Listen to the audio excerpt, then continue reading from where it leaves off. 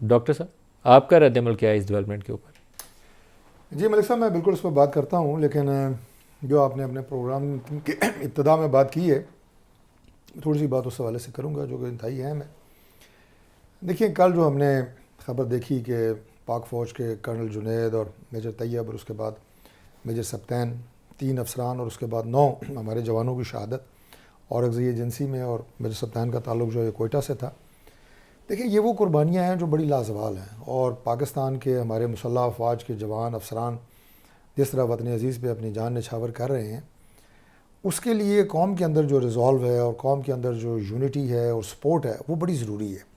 اس کو میں لنک کروں گا کے پی کی صورتحال کے ساتھ۔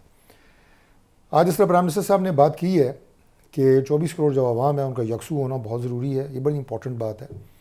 اور ان شہداء کے خون سے جو لکیر کھینچی گئی ہے،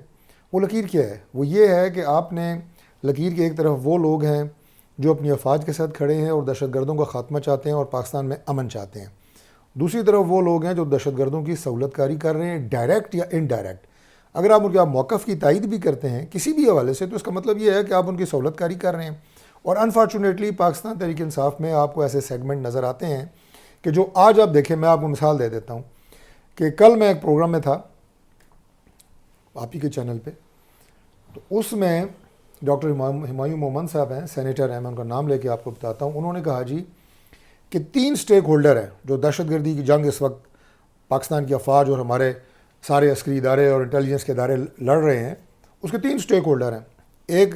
افغان حکومت اور افغان عوام، دوسرے ٹرائبل عوام، اور تیسرے جو ہیں وہ اپنی گورنمنٹ کا انہوں نے کہا، اور ان سے بات چیت ضروری ہے۔ وہ بھائی خدا کے لیے، کیا اس میں افواج جو شہادتیں دے رہے ہیں وہ سٹیک ہولڈر نہیں ہیں؟ کیا پاکستان کے باقی عوام جو صرف وہاں پہ تو نہیں، پوری ہماری یہاں پہ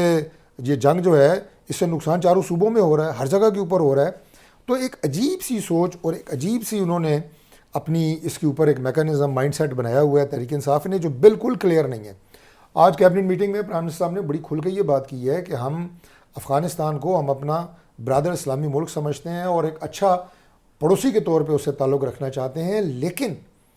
وہاں سے جو در اندازی ہو رہی ہے اور دہشت گرد بارڈر کراس کر کے افغانستان کا پاکستان آ رہے ہیں، یہ افغان گورنمنٹ کو ہم نے کئی دفعہ پہلے بھی بتایا ہے، اور ابھی بھی انہوں نے جو ڈیفنس منسٹر ہیں انہیں کہا ہے کہ آپ تشریف لے جائیں اور 2 ٹوک الفاظ میں یہ بات کریں افغان گورنمنٹ سے کہ خدا کے لیے اپنی سرزمین خواجہ کو آصف کو پاکستان کے بھیجنے کا خلاف فیصلہ کیا گیا ڈیفنس بالکل منسٹر کیا کو؟ گیا ہے، کابل بھیجا جائے گا؟ کابل بھیجا جائے گا، ڈیلیگیشن جائے گا، اور ہماری ساتھ اس میں عسکری قیادت بھی ہوگی، اور وہ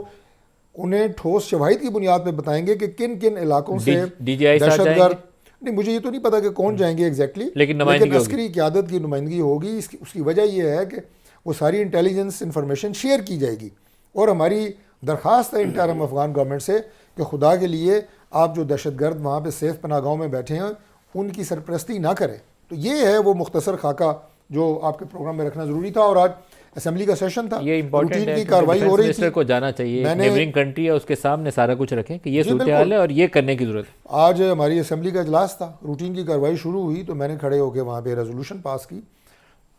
پاس تو ساری اسمبلی نے ہی کی، تو میں نے وہ پیش کی کہ آج جو ہماری روٹین کی کارروائی ہوتے ہیں اسے معطل کر کے اسمبلی کی آج ڈیبیٹ ہو اس ایشو کے اوپر، اور اس کے بعد تمام ہماری جو پارٹیز تھیں انہوں نے اس پہ بات کی، کنڈیم کیا گیا جو دہشت گردی ہے اسے، جو دہشت گردوں کے سہولت کار ہیں، افواج کے ساتھ اظہار یکجہتی کی گئی، اور خواجہ صاحب نے بھی وہاں پہ یہ سٹیٹمنٹ دیا دوبارہ کہ میں انشاءاللہ جاؤں گا اور افغان گورنمنٹ سے ہم بات کریں۔